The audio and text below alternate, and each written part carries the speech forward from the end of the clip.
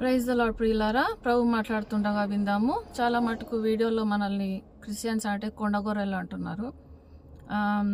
అది కూడా కరెక్టే ఉండవచ్చు.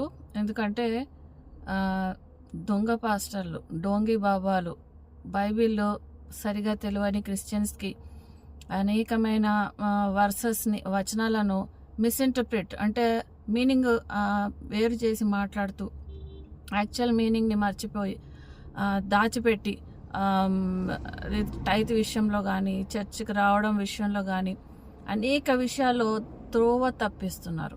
యాక్చువల్గా బైబిల్లో ఉన్నది మనం చదువుకుంటే మనకు అర్థమైపోతుంది.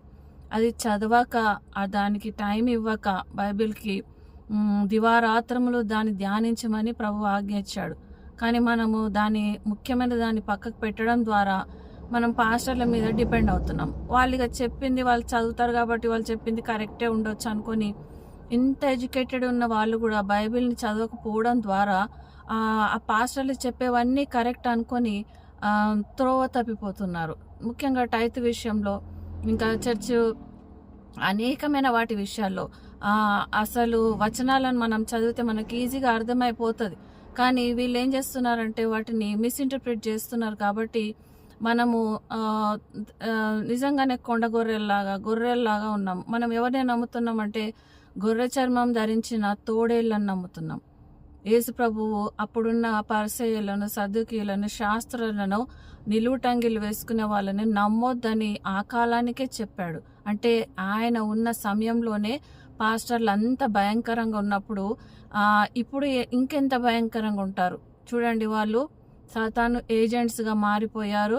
అక్కడికి చర్చెస్కి వెళ్ళే వాళ్ళని నమ్మడానికి వీలు లేకుండా ఉన్నది. కాబట్టి ఎవరిని నమ్మాలో ఎవరిని నమ్మకూడదో తెలియని పరిస్థితుల్లో మనం ఉన్నాము. కాబట్టి జాగ్రత్తగా ఉండాలి. మనం బైబిల్ చదివితే మనకు అర్థం అవుతుంది. మనం దానికి టైం ఇస్తే, దేవా నాతో మాట్లాడు, నాకు ఈ లోతైన విషయాలను తెలియజేయంటే పరిశుద్ధాత్మ ద్వారా తప్పకుండా మనకు సహాయం అందుతుంది.